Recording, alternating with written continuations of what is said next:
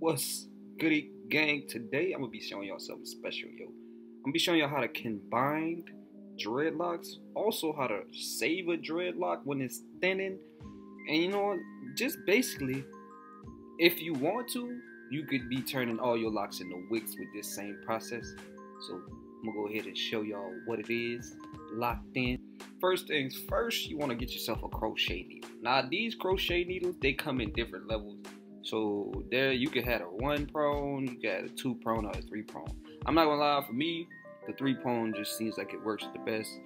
But the 2 gets things done more efficiently for me. I don't know why. So you choose whichever one works better for you. Right now I'm about to speed it up because my hand's in the way. But first of all you do is you get it in a good position and you start poking. But since it's not a good position because I wasn't accustomed to this, so my hand's all the way in the way. We're gonna get to a point in the video where my hand's not in the way. I'm gonna speed this up and we're gonna get back into like more of me explaining how. But first of all, what you're gonna do is you're gonna find the best spot to start. Preferably I'd say the top. I usually start at the top because it's harder to combine the bottom for some reason, because it's just like the bottom of the dread is always like harder, in my opinion. Like it's always hard at the bottom, so the top is a great place to start for me, and I'm just combining.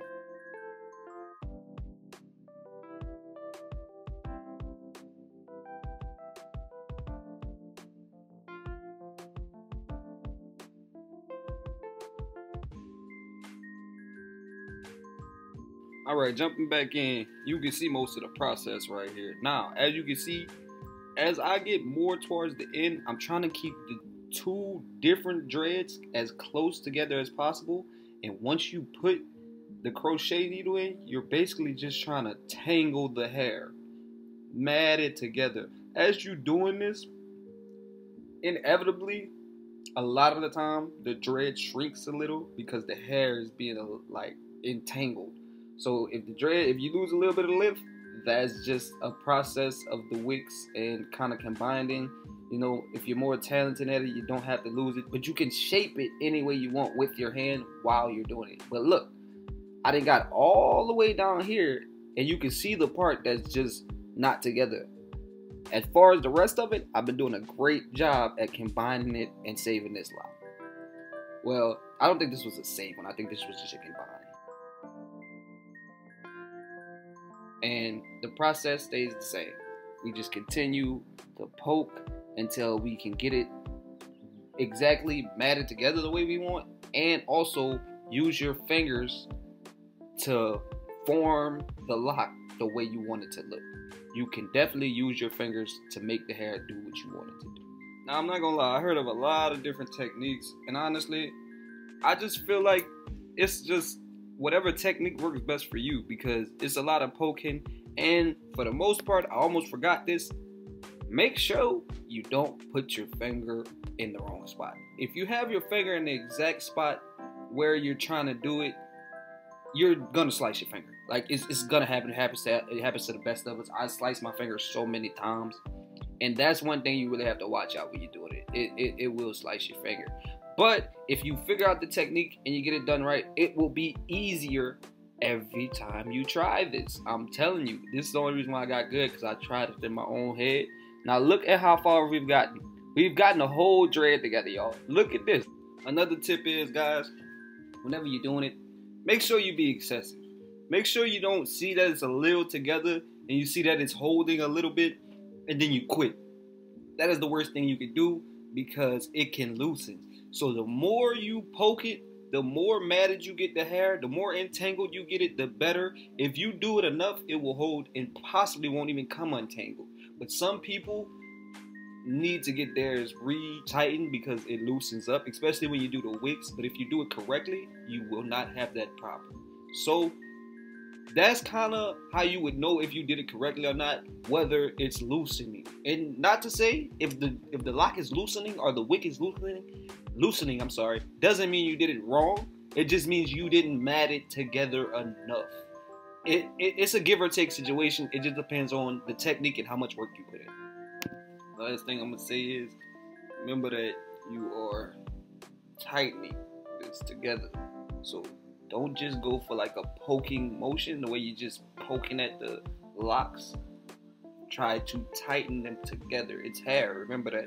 So just try to get the strands of hairs and pull them together when you're doing your poking motion. As you get faster, it'll work a little faster for you. It's a long process regardless. But I'm gonna be completely honest with you. Biggest thing I can sit here and tell you is watch your fingers. Watch your thumb. Do not slice your fingers, man, because it's gonna kill the whole process. You're not gonna want to do it no more. So be very cautious, because it's easy to slice up that thumb. I'm not gonna lie. But I'm about to just speed the rest of the video up, and I'm gonna show y'all the ending of how I finished it off.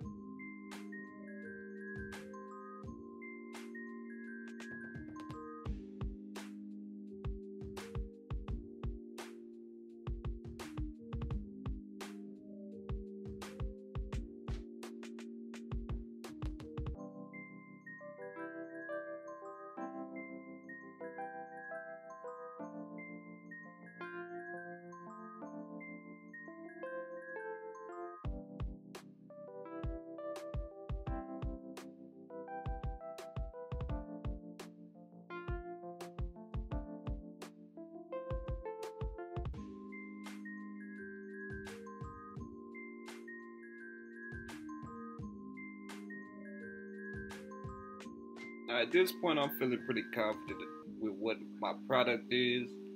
Literally, all I'm trying to do is the finishing touches and take out those extra little lines. Try to get closer to the roots, but since it's just dreadlocks, I don't have to go too high. And she can just wait till she gets her redo. And here we go. You know, put it together. Now it's just one. It's whole. Let me know what y'all think in the comments, man. Leave me a like, subscribe. More videos to come.